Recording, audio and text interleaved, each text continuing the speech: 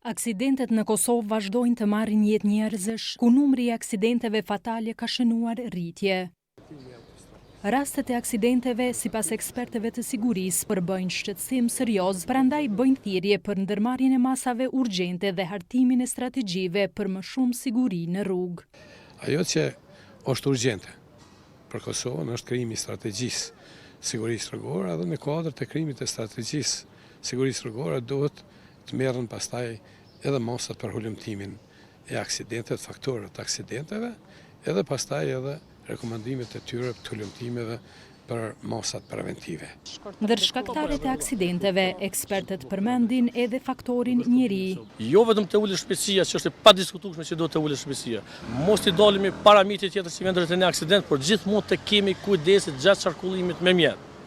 Kur themi të kemi kujdese, kuptohet që do të respektohet shenja, mos përdorimi i telefonit, edhe çdo rregull do të respektohet në mënyrën e duhur. Nga Ministria e Infrastrukturës dhe Transportit thonë se fokusi i tyre është mirëmbajtja sistematike e rrjetit ekzistues, përmirësimi i standardeve teknike dhe eliminimi i çdo elementi që mund të paraqes rrezik për përdoruesit e rrugës. Ata theksuan se janë duke punuar intensivisht në hartimin, përditësimin dhe zbatimin e strategjive dhe politikave për siguri në rrugë, të cilat synojnë krijimin e sistemit të modernizuar të menaxhimit të sigurisë në komunikacion, që ndikojnë edhe në uljen e numrit dhe rrezikut të aksidenteve.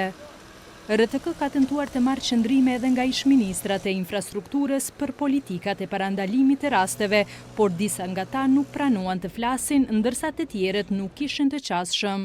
Në këtë përpjekje nuk janë përfshirë ministrat e akuzuar për keqpërdorim të detyrës. Ndërkohë, për parandalimin e aksidenteve, policia thekson se në vazhdimsi analizon të dhënat rreth sigurisë në trafik, harton plane operative, bën fushata ndërgjegjësuese dhe, si mas parandaluese e ndëshkuese, gjobit shkelësit e rregullave të trafikut. Sipas Policisë së Kosovës, vetëm në 6 mujorin e parë të këtij viti janë shënuar 45 aksidente, ku përpasoj kanë humbur jetën 46 persona. Ndërkaq numri i përgjithshëm i aksidenteve u raportua mbi 10.000 raste.